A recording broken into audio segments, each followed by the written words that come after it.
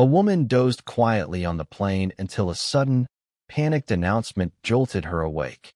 The captain's voice rang out in fear. "Is there a fighter pilot on board?" Co-pilot Daniel Carter's shaky voice echoed over the intercom as the Boeing 747 struggled through one of the most violent storms ever recorded over the North Atlantic. "Ladies and gentlemen," he continued, "we have a critical medical emergency.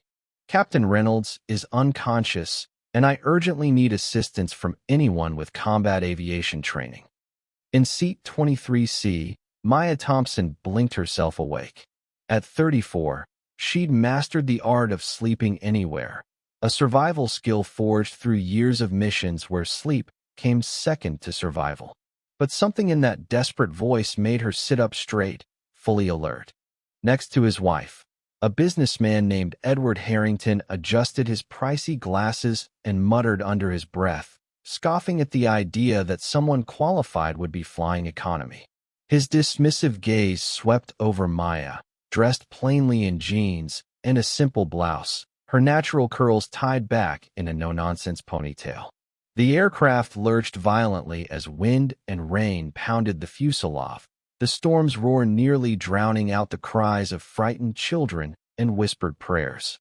Some passengers began typing goodbye messages on their phones, their fingers shaking. Daniel's voice cracked once more over the loudspeaker. "Please, if anyone has military aviation experience, identify yourself immediately.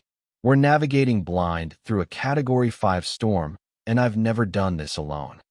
Maya paused, scanning the sea of terrified faces.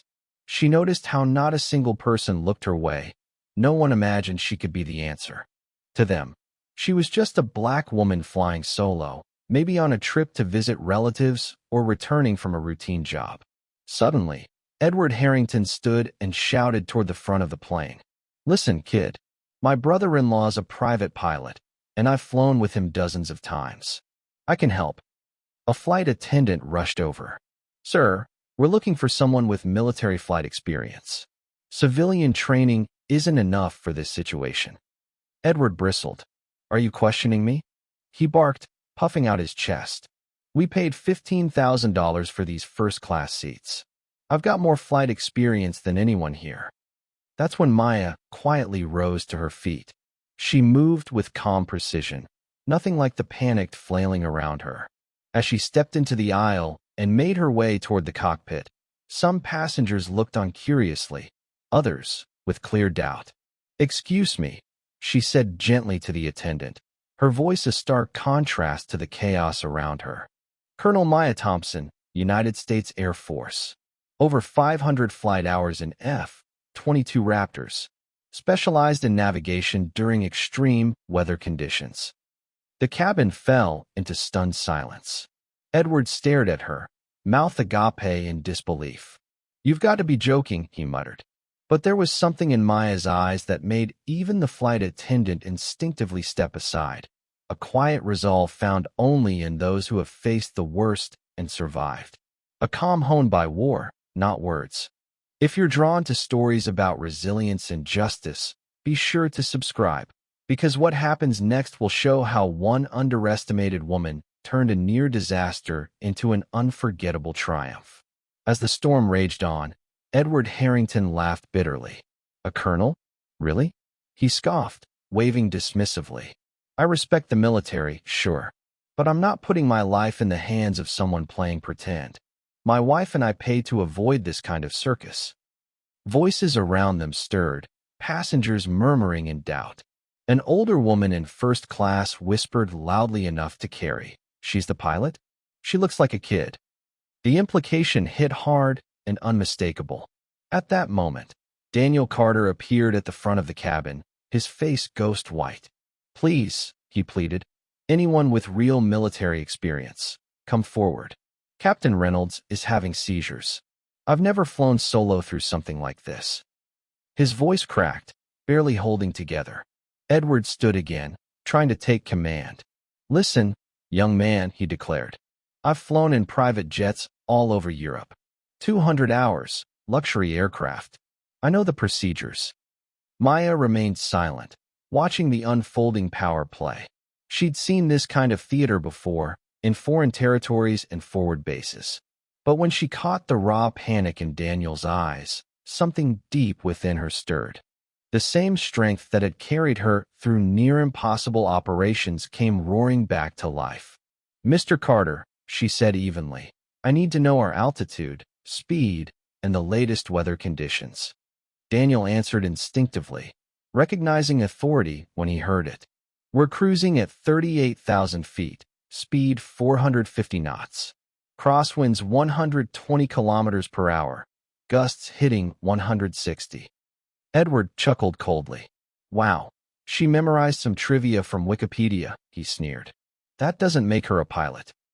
Then Maya did something that changed the atmosphere completely.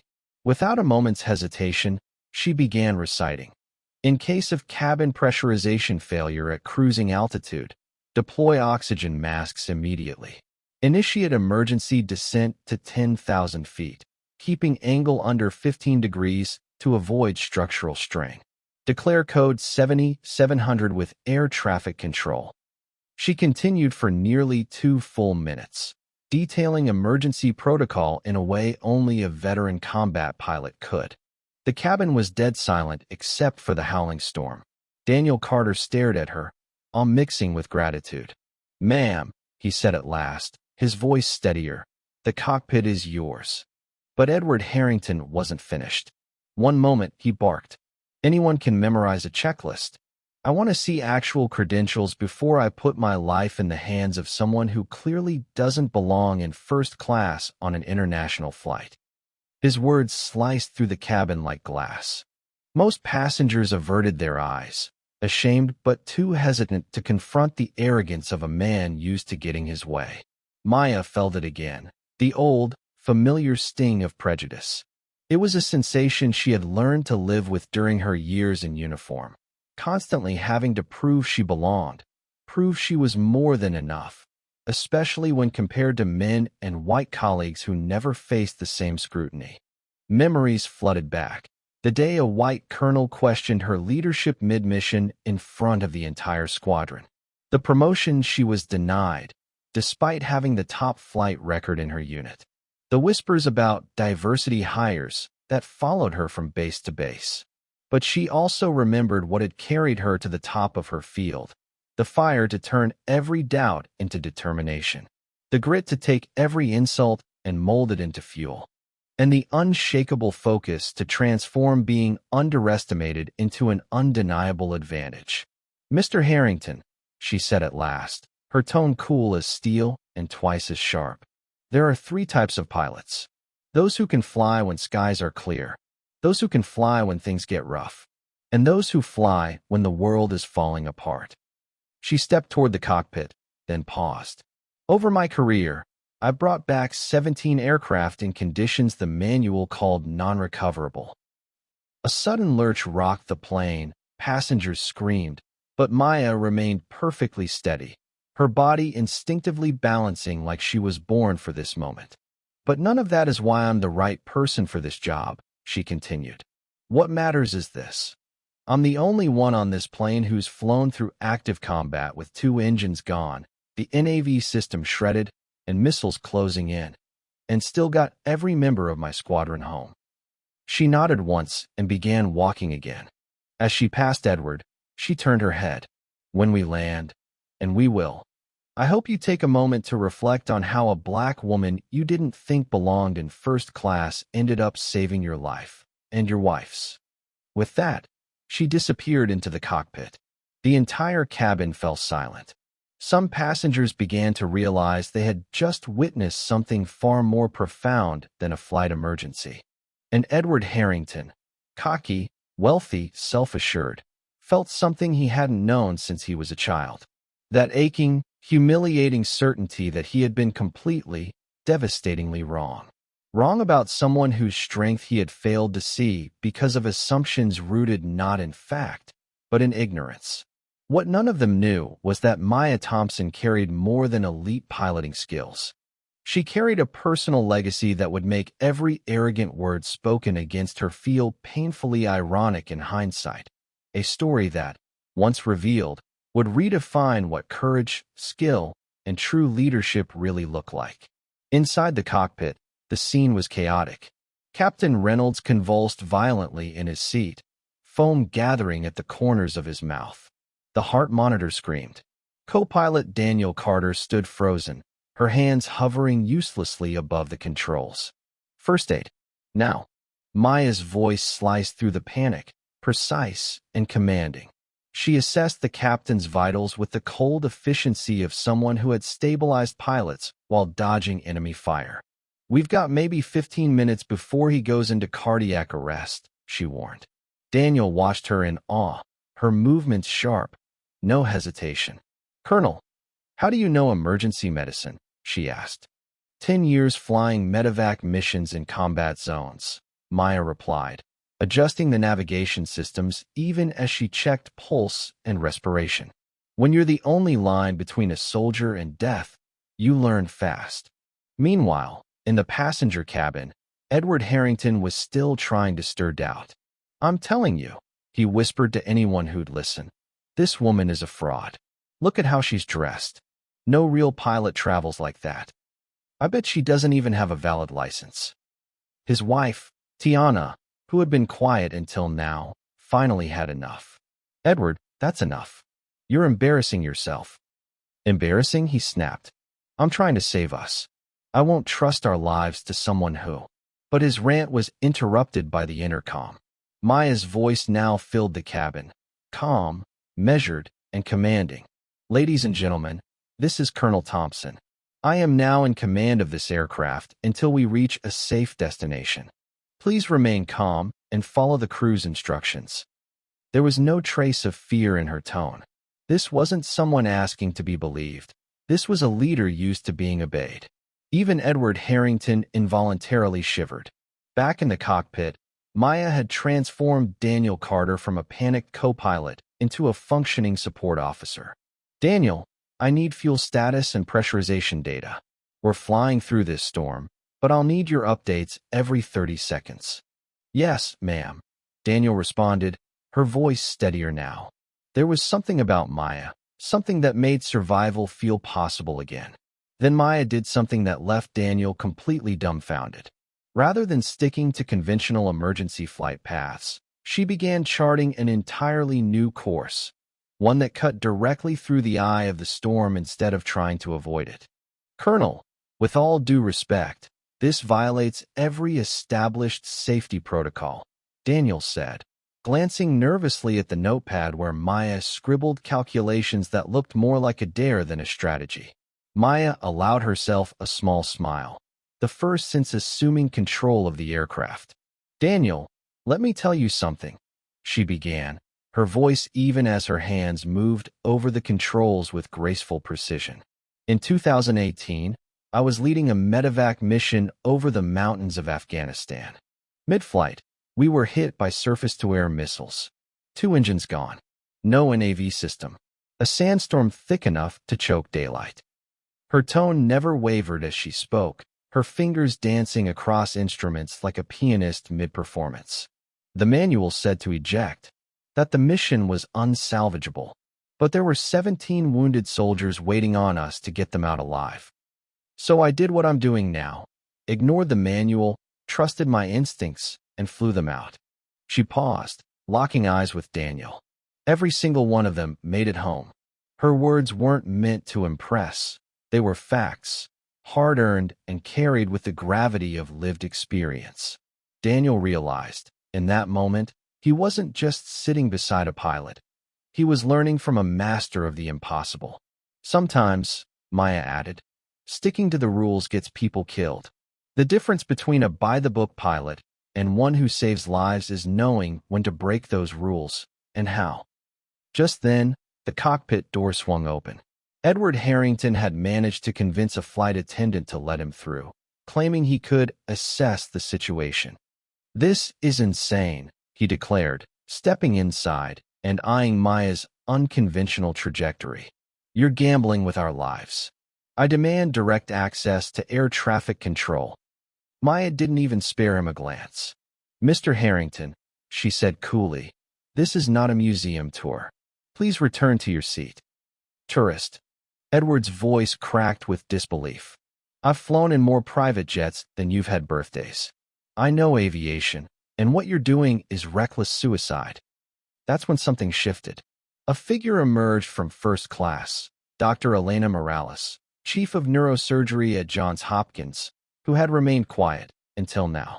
Colonel Thompson, she said, her tone calm and authoritative, I'm Dr. Morales. I spent 3 years in military hospitals treating combat pilots with neurological trauma. I'd like to assist with the captain. Maya turned, and in that instant, the two women recognized each other, not personally, but professionally. They had both seen life at its edge and chosen to run toward the fire rather than away from it. Doctor, Maya said, nodding with respect, we'd be lucky to have you. He's stable for now, but he'll need monitoring. Edward watched the exchange in stunned silence, his frustration boiling. This is madness. You're all insane. This is some kind of stunt. Dr. Morales turned to him, her expression calm but firm. Mr. Harrington, I've worked with elite military pilots for years. This woman has the kind of training money can't buy. I strongly suggest you stop talking and start trusting. Trust? Edward scoffed. Based on what? Her say-so? And then Maya made a move that changed everything. Without looking away from the storm ahead, she spoke calmly into her headset. Daniel, tune to emergency military frequency 121. 5.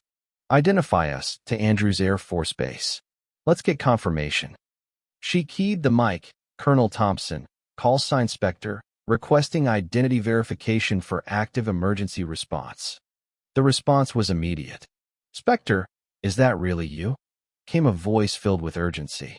This is Commander Alvarez, Andrews Air Force. We've got you confirmed. You dropped off radar 20 minutes ago. Half the Air Force is looking for you.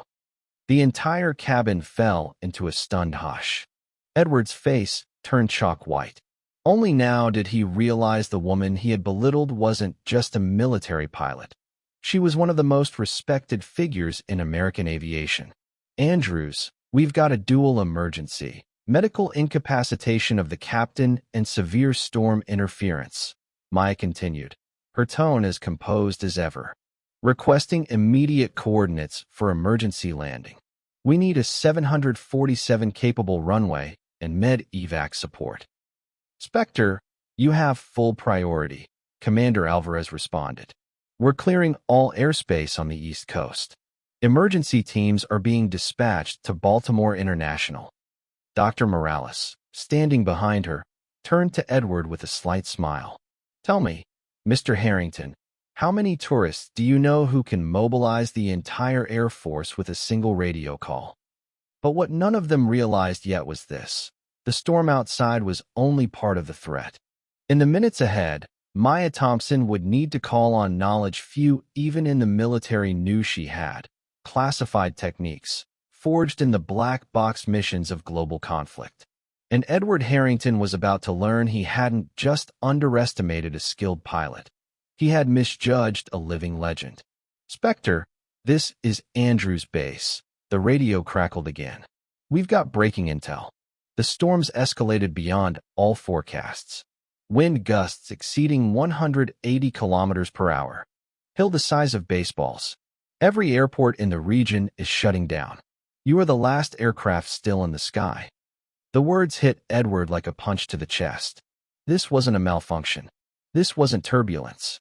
This was a sky apocalypse, and they were flying straight through the heart of it. And yet, Maya's hands never wavered. And Daniel, calmer now, sat ready, eyes on the instruments, waiting for her next command. I need you to keep a close eye on our vertical speed, Maya instructed, her tone razor-sharp. We're about to attempt something no one has ever dared in a Boeing 747. Her hands moved over the controls like they were part of her nervous system, every motion fluid, precise, confident. Colonel, what exactly are we doing? Daniel asked, staring at the flight data on screen. The readings didn't make sense. Maneuvers like this were considered impossible for a commercial aircraft of this size. We're going into a controlled spiral descent, Maya replied. her voice calm as she ran rapid calculations in her head. A technique designed for fighter jets, never tested in something this heavy. Both Daniel and Dr. Morales exchanged looks of awe. Meanwhile, Edward Harrington, still standing in the cockpit doorway, felt his knees weaken. In all his years in boardrooms and elite circles, he'd met brilliant people, but no one like this. No one whose competence felt like it stretched the limits of human capability. Suddenly, another voice crackled through the radio. "Spectre, this is General Margaret Doyle from the Pentagon's Air Operations Command. We've confirmed you were the lead in Operation Tempest Shield, 2019. Is it true you guided a damaged C-130 through a sandstorm using only radio instructions?" "Affirmative, General," Maya answered without hesitation. "Different weather system. Same principles. Same stakes." As she spoke, she adjusted pitch and yaw, guiding the massive aircraft through violent crosswinds that could have torn it apart. Daniel stared in disbelief. "Colonel, you've saved planes without even being on board." 17 of them, over the years, she confirmed, eyes never leaving the controls. When you can see weather in 3 dimensions, you can guide anything with wings, even if you're not the one holding the stick. And in that moment, Edward Harrington realized the full weight of what he'd misjudged. This wasn't just a pilot. This wasn't just a woman defying expectations. Maya Thompson was a legend, her name whispered in military circles around the world, her flight instincts unmatched, her story studied by allies and adversaries alike. "Colonel," Dr. Morales said gently, "I need you to monitor Captain Reynolds during this descent. What we're about to experience could trigger further complications." "Understood," Maya nodded. "We'll minimize the G-forces, but I agree. This descent will push physical limits." She tapped into the military channel again. "General Doyle, confirm all civilian aircraft have been diverted. I don't want anyone near our flight path." "Spectre, you're alone up there," the general replied. 13 military bases are tracking your every move. The president has been personally briefed." Edward's vision swam. The president of the United States was watching this flight, this plane, this crew, this woman, and he had nearly laughed her out of the cockpit. "Daniel," Maya said, her voice steady, "take over comms. I need full focus for the descent." Daniel nodded immediately. "Yes, ma'am." Then, from the side, a voice trembled. "Colonel Thompson," it was Edward. The arrogance in his voice was gone, replaced by shame. I need to apologize. What I said before." Maya didn't even look at him. "Mr. Harrington," she said flatly, eyes locked on the sky ahead. "You can apologize after I land this plane and save your life." The aircraft began its descent, spiraling down through the narrowest band of relative stability within the storm. It was a move that defied every known principle of commercial aviation. But Maya had identified a vertical column of descending air in the storm's center, an invisible tunnel through chaos, just stable enough to ride. Daniel stared at the instruments in awe. "Ma'am, how did you even know that current was there?" 10 years navigating hostile air zones," she replied. "Sandstorms, chemical plumes, man-made hurricanes. I've flown through conditions no civilian manual even dares to describe. After a while, you stop fearing the impossible. You start making it routine." "Spectre," Commander Alvarez's voice came through again, stunned. "We've got visual confirmation on your trajectory. How are you holding this aircraft stable at a 4,000 foot per minute descent?" Maya exhaled, her voice calm as ever. 17 years of turning disaster into controlled landings, Commander, and a little help from applied physics. Lightning flashed around them in blinding arcs, sheets of it crashing through the sky like an end-of-days light show. But the aircraft moved with eerie smoothness, as though it were cradled in the hands of the storm itself. Edward, looking out the window, felt his entire worldview unravel. "General Doyle," Maya said over the comms, requesting immediate coordinates for Dover Air Force Base. "We'll need full emergency protocol, long runway, foam deployment, Med evac standing by. Spectre, Dover is ready, Doyle replied. Runways cleared. Emergency foam being applied now. Ambulances on standby. You have uncontested priority across all airspace. Maya turned slightly toward Daniel, her mouth curving into the faintest smile. When we land, you'll understand why they call me Spectre. Over the next 15 minutes, Edward Harrington sat in silence, watching a display of courage, focus, and flight mastery so extraordinary that it redefined every belief he'd ever had about leadership, about expertise, about worth. And when the wheels of the 747 finally kissed the tarmac at Dover in a flawless emergency landing, he and the world would come to know the full measure of Maya Thompson, not just as one of the finest pilots in American history, but as a woman whose personal story of resilience and brilliance made every ignorant word he had once spoken a monument to his own blindness. What the passengers didn't know was that this descent would ripple far beyond this flight. It would lead to policy reforms, overhauls in aviation emergency protocols, and a global conversation about what it truly means to judge someone based on appearance. Because competence has no uniform. And sometimes, the hero in the story is the one no one saw coming, until she's already saved them all.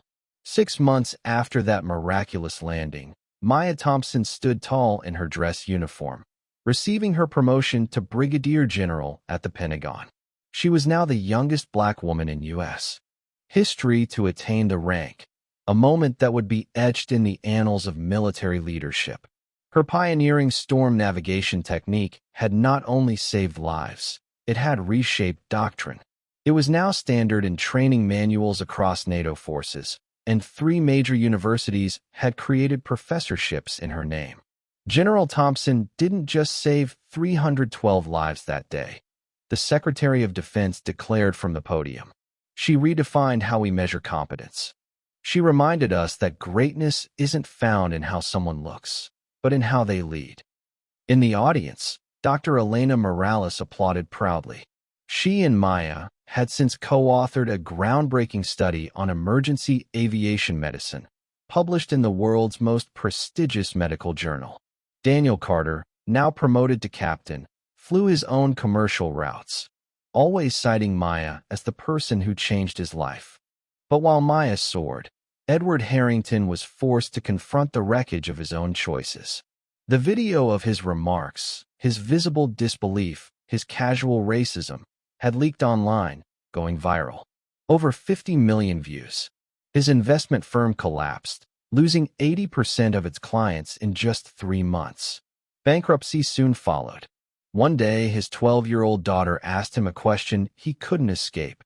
"Daddy, why are people so mad when they see your name on Google?" In that innocent moment, whatever pride he had left crumbled. Tiana, his wife, had already filed for divorce. She took half the remaining assets and full custody of the kids. "I married a man who admired success," she told the judge. "But I lived for 15 years with someone who confused privilege for competence." Edward now worked at a used car dealership, taking the city bus to work each morning. The same kind of ordinary life he once looked down on. Each day, as he passed through the heart of the city, he saw a massive billboard. It featured General Maya Thompson in full uniform, standing tall beneath the words, "Leadership has no color. It has character."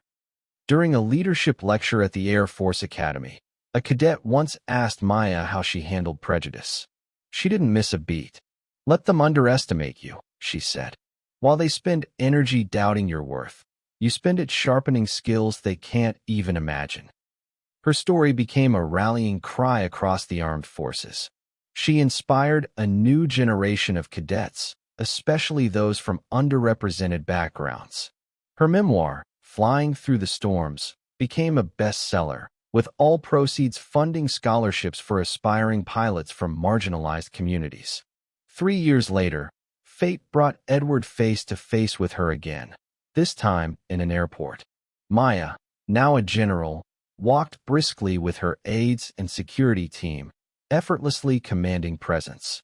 Edward, in his dealership uniform, dragged a scuffed suitcase behind him. General Thompson, he said quietly, approaching her with visible hesitation. I'd like to finally apologize. For everything. Maya paused. She studied him, not as a threat, not even as a disappointment, just as a man wrecked by the limits of his own vision. Mr. Harrington, she said evenly, you gave me a gift that day. A gift? He asked, confused. You reminded me why I do what I do, she said. Every mission I fly, every pilot I train, every life I protect, it's fueled by the desire to prove people like you wrong. And not out of anger, but purpose. He swallowed hard, shame rising in his throat. I lost everything because of my own prejudice. No, she said gently. You didn't lose anything real, because you never had it. Privilege isn't an achievement. Respect isn't inherited. And competence, it doesn't come with your seat number. It comes from who you are.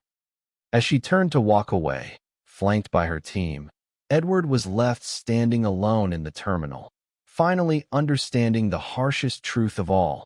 The woman he once believed couldn't fly a plane now commanded entire squadrons. And he, who once considered himself superior, could barely steer his own life. Maya's ultimate revenge was not to ruin Edward Harrington. It was to rise so high that his disdain became irrelevant, to build a legacy so unshakable that it dwarfed every insult ever thrown her way. Because in the end, she understood, success isn't just the best revenge, it's the only one worth having. As she later said in an interview that went viral, while they spend their time underestimating us, we spend that time becoming unforgettable. Thank you for watching. Subscribe me and hit the notification bell to not miss new stories. Bye.